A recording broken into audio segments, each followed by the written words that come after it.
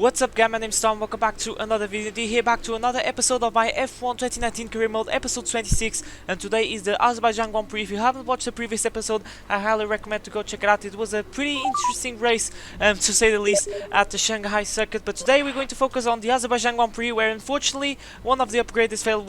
That was for the tire wear, but fortunately two engine upgrades are ready, which are going really to come in handy, especially at Azerbaijan, where it is a track where it requires a lot of the engine, and we're choosing a new rival that is going to be Charles Leclerc on the Ferrari. So I decided, yeah, it's a good rival. I had the option of Hamilton, but I think it makes sense to go with Leclerc because he's a young driver, and and Verstappen is a young driver, so I think it makes sense. And we're going to fit a new internal combustion engine for this weekend, because the first one is a little bit worn out, which is a little bit worrying because we are just in round 4 of season 2, and we are going already to fix the chassis upgrade, and fortunately and it's going to be ready for the next episode. That is going to be the Spanish Grand Prix at Barcelona. But in terms of the performance chart, we are still the best car on the grid, followed by Mercedes, and now McLaren had a huge leap on the performance chart as well for Alfa Romeo. So I believe that's not an ultimate, but at least 2 major upgrades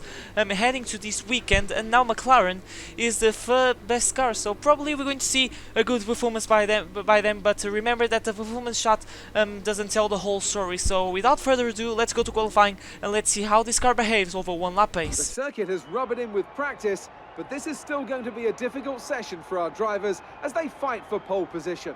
Welcome to qualifying here in Azerbaijan.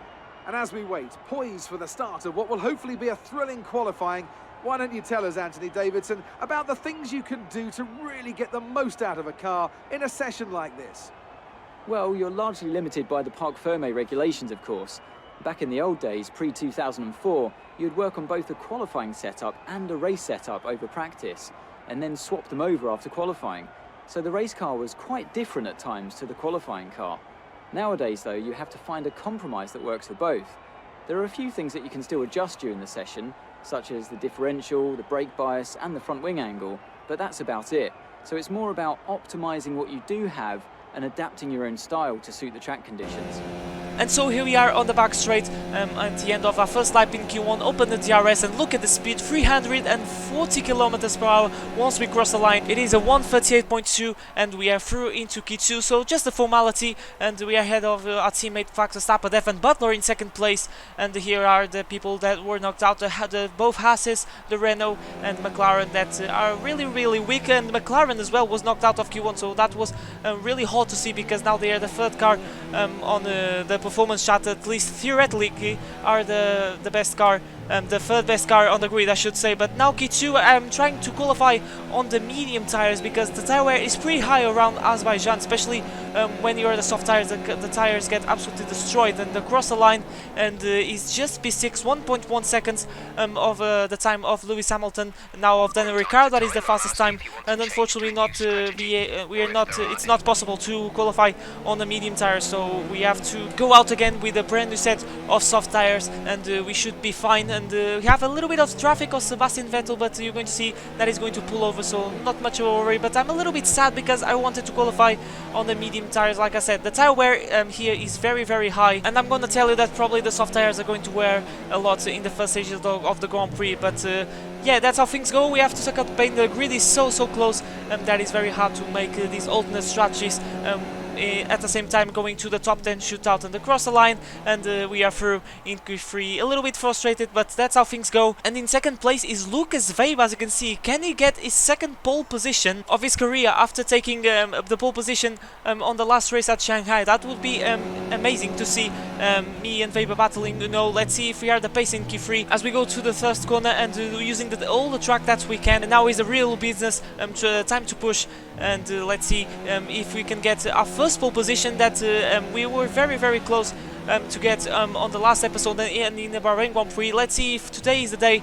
that we can get a pole position. Max Verstappen is in provisional pole at the moment. Now is Lewis Hamilton as we enter in the third sector. That is all about the straight line speed, and we are 42 thousandths of a second of Lewis Hamilton time. So now he's up to the engine of our own engine to try to get the best straight line speed as he can, and try to set a purple third sector and get pole position of Lewis Hamilton. Open the DRS and look at the speed of this Honda engine. He's doing bits at the moment, and across the line it is going to be provisional pole position. No, it's not, and we are behind Lewis Hamilton by not even a tenth of a second, as you can see, by 2,000ths of a second. So basically that's nothing, but it's enough to to get Hamilton in provisional pole position. So we have to gain some time on the second run, which we're doing so. Now losing a bit of time because there was no time left on the table on the second run, and we cut a little bit the chicane. We received a warning, but we lost time, so that's not really an invalidated lap because we cut a corner, but we're losing time.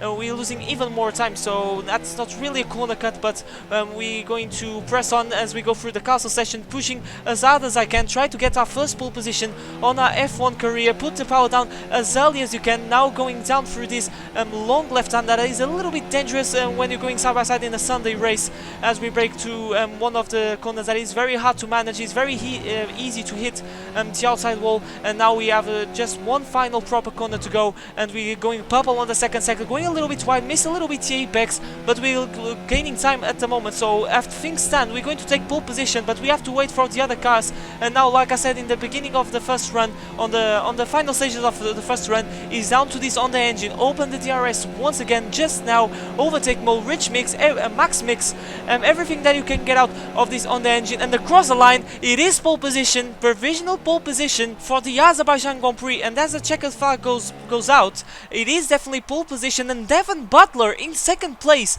on the Alfa Romeo by not even a tenth behind, the 79,000 of a second. So that's really impressive to see. And Lucas Weber in the 7th place ahead of Max Verstappen, and Bottas way behind the pack. So it's going to be a very mixed race. Our first pole position, we're going to start in first for the first time in our F1 career. Let's see if we can convert this to another race win on our tally. So it's time for the Azerbaijan Grand Prix. Wish me luck. And a warm welcome to you from Azadlik Square, heart of Baku, and home, of course, to the Azerbaijan Grand Prix. With high speeds, tight corners, and few runoff zones, many are expecting a safety car here today, so our drivers will have to stay very much on their toes and hopefully away from the barriers. With 20 turns and a length of 3.7 miles, Baku City Circuit in the heart of the Azerbaijan capital is a real test of a driver's endurance, patience and precision. 90-degree corners through Sector 1 lead into a tightening uphill sprint as we start to circle around the old city. Then a 1.4-mile chase flat out through Sector 3 towards the finish line.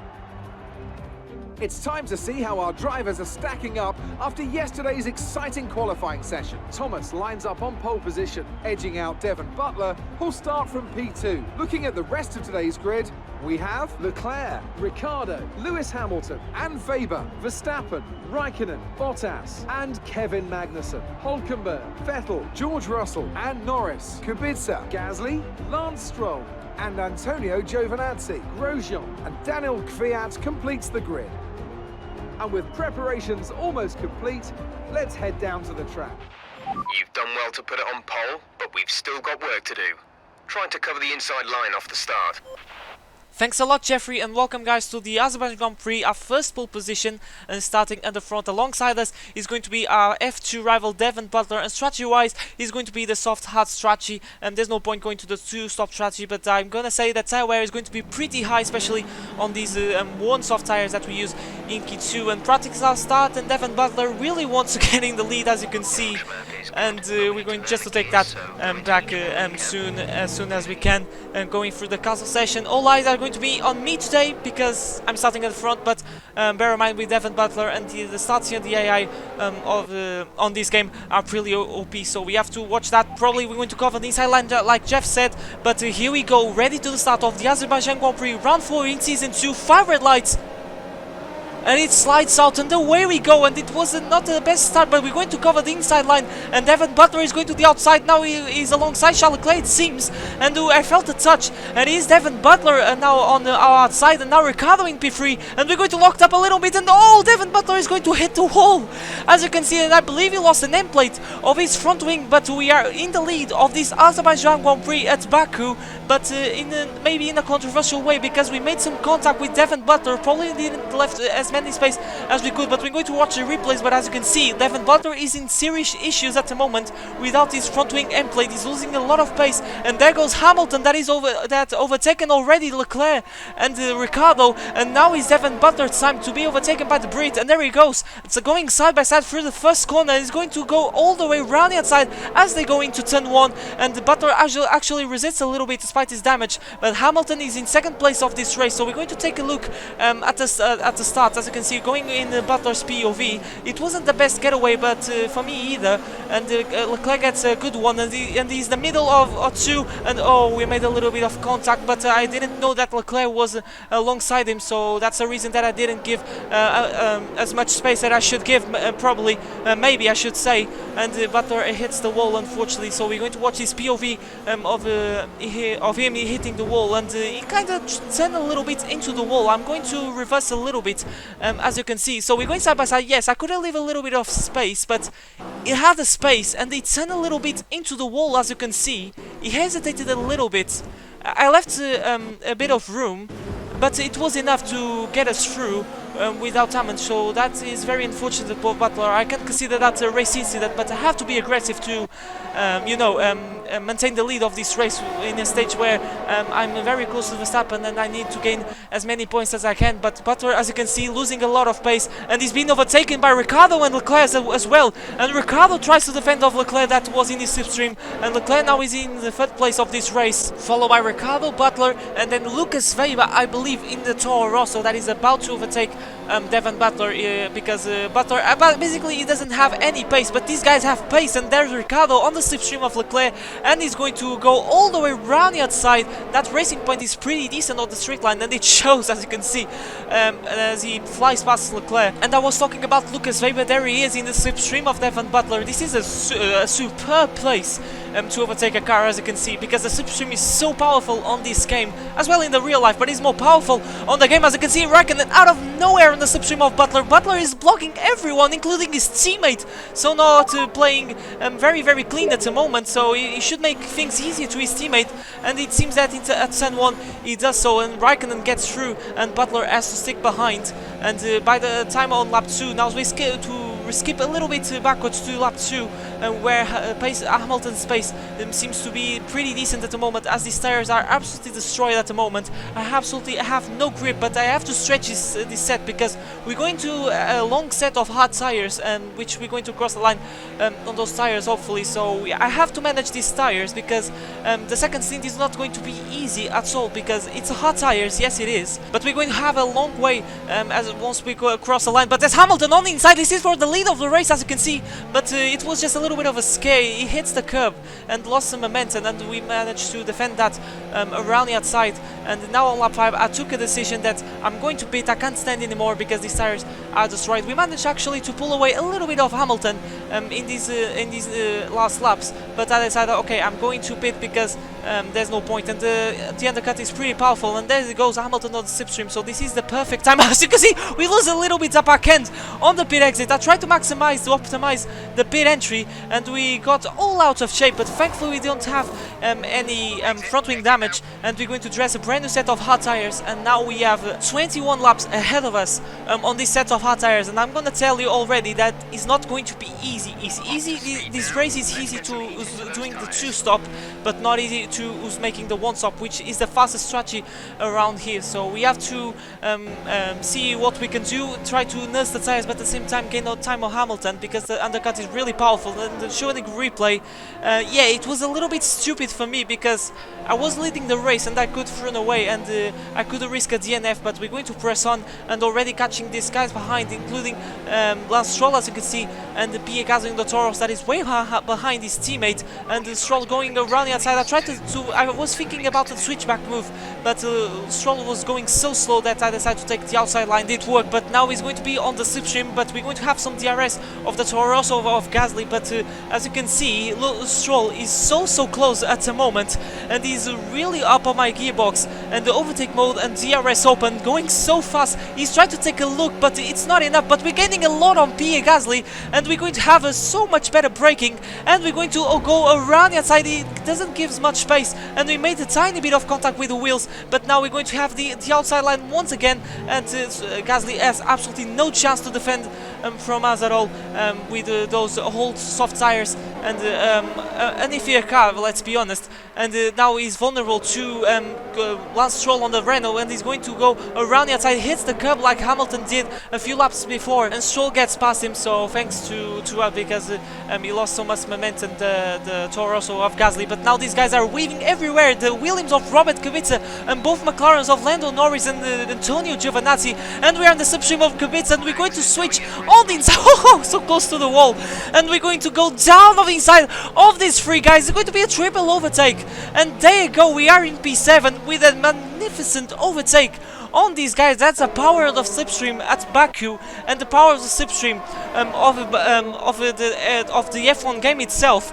And we pulled through a triple overtake at the start-finish straight, and there you go. It was so close to the wall, as you can see, so close to the pit wall, but we managed to pull through, and that's like a recreation of Ricciardo triple overtake in the 2017 edition in real life. Yes, I'm talking about real life, but this is Lewis Hamilton now going out to the pits, and yes, we pull away of Hamilton massively, and now he has these three hurdles that we just overtaken to manage, starting with Antonio Giovinazzi on the McLaren, slipstream on him, and he's going to go all the way around the outside. He's under the hard tires, by the way, so he's going till the end of Grand Prix, no surprise. Is the best way to go around this circuit, and now he has to slot in behind these guys. They are so much slower, and this is so good for us, because we're going to pull away off Hamilton so quickly because of these guys, but he's not going to lose any time with Norris and Kubica, as you can see, and he's going to get past these two guys very, very quickly, and without giving a chance to them. And now he's going to try to chase us down, because it seems at the moment he has the better pace,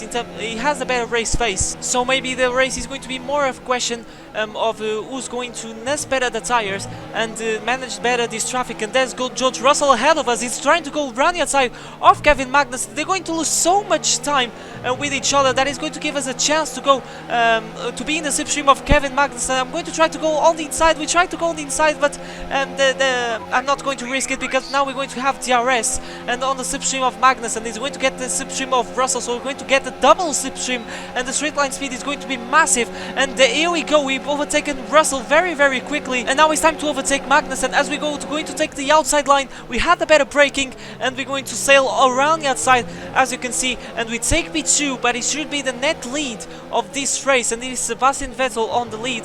He's stretching those medium tires for a long time, so kudos to him. Probably is going to get, maybe he can get a good result, and Hamilton managing this traffic as fast as he can, because he's so behind us, and then he has to manage George Russell in the Williams. That he has actually built some gap over these guys. And I was talking about mega slipstream around Baku, and there is an example, because look at this, 7 or 6 cars going through the straight. Look at the Haas's flying past the Williams and the McLaren, the Renault, basically everyone. It's a free wide, not a free wide like in a row, I should say.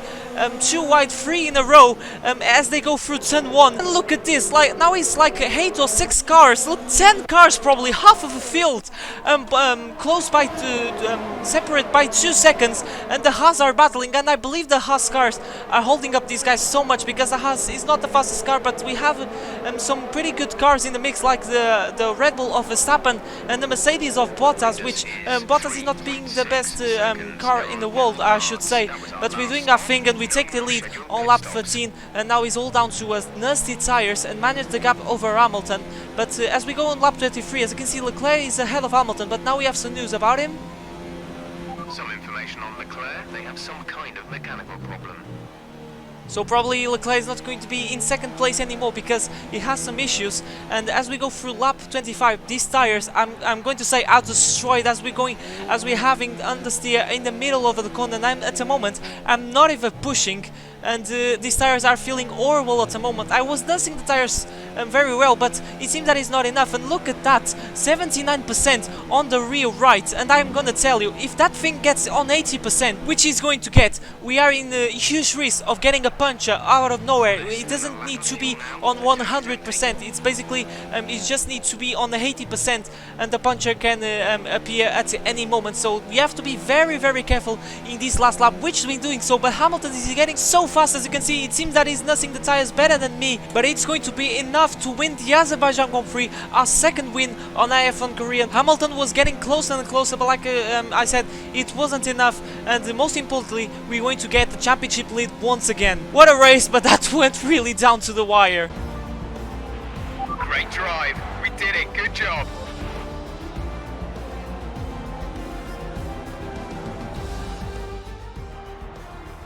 It was a magnificent race and a drive right out of the top draw to take the win for Red Bull today. Anthony Davidson, how do you think they were able to set themselves apart today?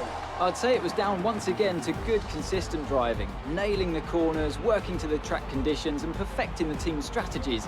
They got all of these things right today and the results speak for themselves.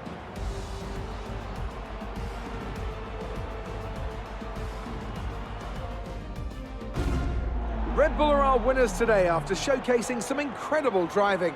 There's been a huge push from them lately to stay competitive with the other teams, and they're certainly proving themselves.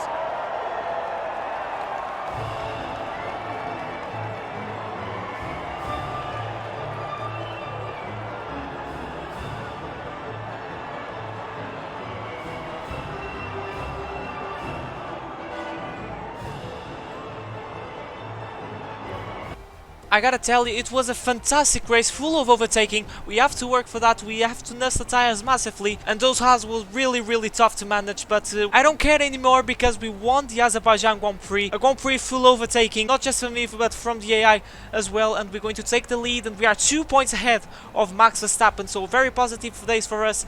And in terms of the constructors, we are ahead, still ahead by quite a decent gap, 61 points ahead of Mercedes, that gets ahead of Toro Rosso, and Renault and Haas are yet to score points in the standings. They are really far behind, as you could see in this race. But guys, that has been the episode of my F1 2019 career mode. Make sure to smash like and subscribe if you do see plenty more Formula 1 content. It really motivates me to make more. Thank you for the support you guys are giving in these last few weeks. You guys are insane, and the best thing that I can do is giving the best content as I can. But we have a contract negotiation with Red Bull. It happens always in this game after the Azerbaijan Grand Prix. The next one is going to be after the Hungarian Grand Prix, I'm gonna tell you, and we are having some troubles with the negotiations, and I tried to ask a little bit for more. Red Bull wanted to be first in the qualifying and race respectively, which is very hard. Our car is the fastest, but not in every single track, and unfortunately we failed our contract and we dropped in terms of perks. So yeah, that's how things go. Maybe I was a little bit too ambitious, but it was really close to get a successful contract, so we have to suck at the pain and looking forward and get better results and try to win this championship. That's what I want, and we're going to buy reliability upgrade for the internal combustion engine, which is wearing out very quickly, and is getting me worried when it comes to grid penalties. But guys, once again, that has been the episode, lead of the championship, and that's what I want. I want 1-2 for Red Bull, and things are going really well at the moment, but we can't sleep because this championship probably is going to get it close. It's normal to get close, and once we get to Abu Dhabi, but we'll see in the next few episodes what we can do. The next one is going to be around the Spanish Grand Prix, but now for me is everything. My name's Tom, and I'll see you guys for a brand new video next time, but for now, it's goodbye.